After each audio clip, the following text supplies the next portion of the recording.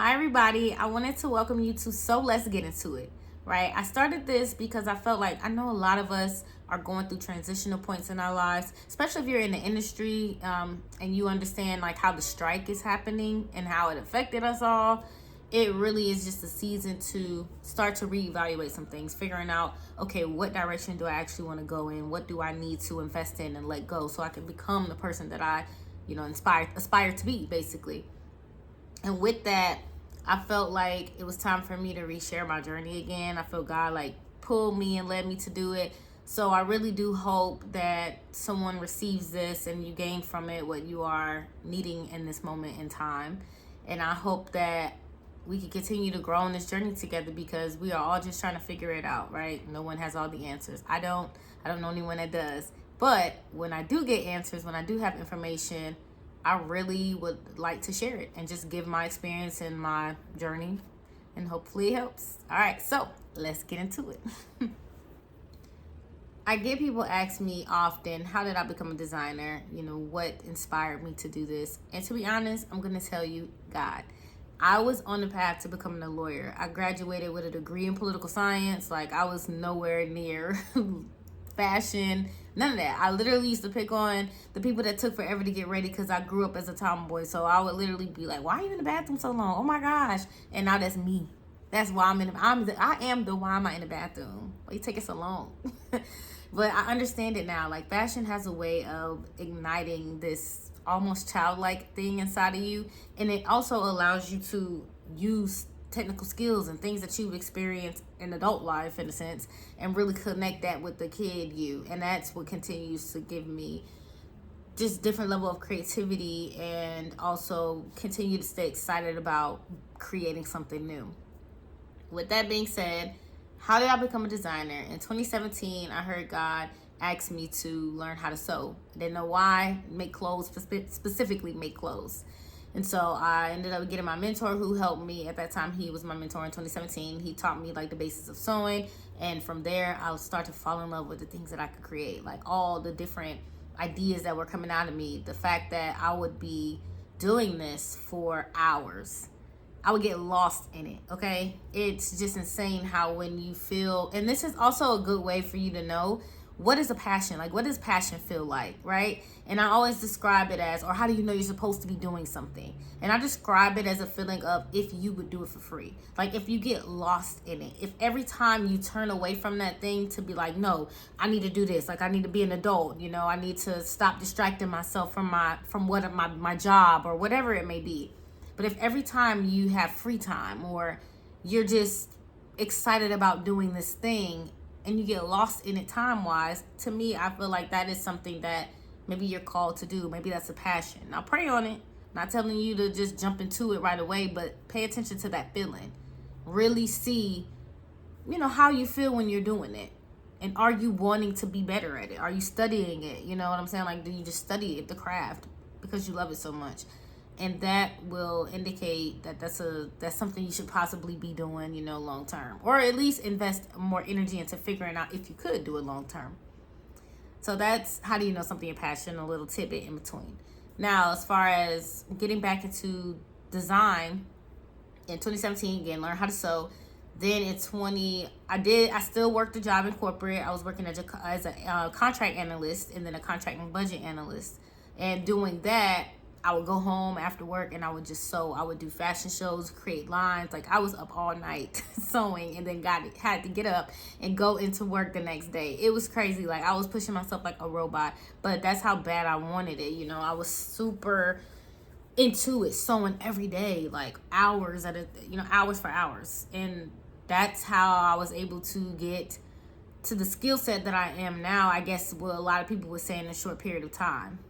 When it comes down to following your dreams, I know sometimes it can be very intimidating, right? The biggest struggle that I've experienced on this journey was really having the confidence in my skill set, because I always felt like I started late. Like, people that I speak to, they went to school for this, or they'll talk about how they've been sewing since they were a kid.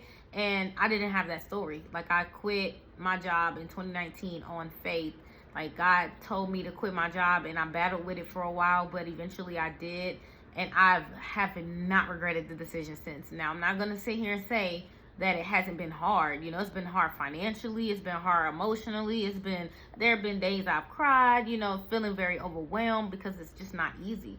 But it's so rewarding to be able to do something that I love to do and make a living from it. And then some days it's amazing. Some seasons it's like mind-blowing, the opportunities and things that come my way. And then other seasons that are slow, you really start to question your decision, but ultimately it's so worth it. And I'm grateful and I'm so thankful that God blessed me with this gift that I didn't even know I was going to be using at this point in my life. But I wouldn't have it any other way. I went to school to be an attorney. Like, that was my goal. I didn't see anything else. I never really spoke seriously about anything else. When God told me to learn how to sew in 2017, I didn't really know why, but all I heard was learn how to make clothes. And I was like, why? Okay, whatever. So I got into it, and it was from 2017 to 2019, I was literally just sewing for fun because I loved it so much, and designing. Having photo shoots, fashion shows, those things really prepared me to make things quickly, to get better at it, and to push myself creatively. Like, those were great opportunities for that. So when I did the shows, I was like, okay, this is fun. You know, at least the fashion part of it is fun. But in 2019, or it was really 2018 a little bit, I heard quit my job. And I was like, quit my job? Like, what are you talking about? That's so scary, because at that time I was like 24, 25, and I was making really good for me. At that point, I was making pretty good. I think I was making 62,000 plus bonuses and other things like at my job. Like, I wasn't hurting. I didn't need to quit, basically, right? So when I decided, like, okay, God, I'm gonna take you serious. I keep hearing these messages at church. I keep hearing random people come to me being like, God has something bigger for you. You just need to trust yourself and trust God. And I was like, what? So January 31st, 2019, I quit my job.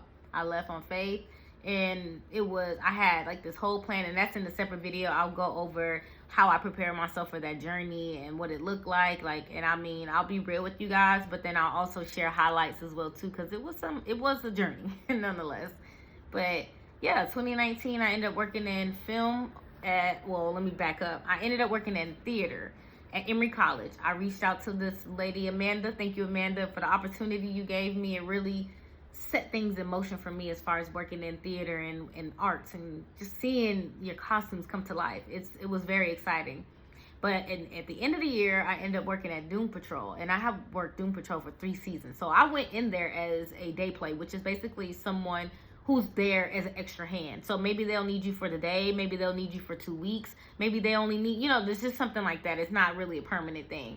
But I went in as a day play, spoke to the designer, shout out to Carrie, and she basically molded like me in this time and really helped me understand the world of creativity and designing from a film perspective. And that's a whole nother video too. It could go on and on, but there's a process to that, which if you want, I'll create a video about that as well, a day in the life with, costume design and film from my perspective and understanding as watching it. But yeah, so that part of, switching over from leaving my job full time to working in film and starting in the industry, I quit in January, and I had a job sewing by July, August. I had no previous work experience in the area other than my fashion shows and all the things that I did up until that point that perfected my craft for where I was at that point in my life, right? So that's why I'm explaining the importance of staying steady at your craft even before you decide to take on it full time or do it as a profession, because those days are going to build you into who you are supposed to become as you grow. And who I am today is completely different from who I was in 2019. Like, I know that I can get the job done now. I understand my creativity. I know I have something. I know I have the eye. Like, I believe in myself and my skill sets in a way that I've never done before. And that came from just the opportunities that I've gotten to really show myself what I'm capable of and really push myself creatively and technically and my craft, the quality of it.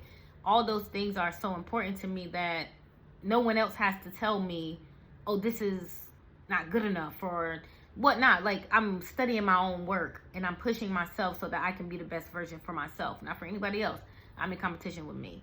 And that's really how it has to be sometimes in order for you to really stay steady and focus on your work, your craft, and use other people as inspiration. So there are many people out there much better than me creatively, sewing wise in this moment, but I use their work as inspiration. I'm like, oh my, I'm in awe at what they do. And now if it's a technique that I want to learn, I'll go practice it, because it will allow you to elevate yourself creatively. So before this video gets too long and I get thrown off, the main things I want you guys to take away is, one, being really paying attention to your passion. What pulls at your heartstrings? What is it that maybe God has called you to do and that you feel connected to, but you're working to survive versus doing the thing that you love and you feel excited about on a regular basis? And don't let anybody tell you that your hobby can't become a profession. Really study what can be done in your area. I had no clue that you could do all these things from knowing how to sew. Like, I had no idea. Basically, my understanding from sewing was maybe alterations.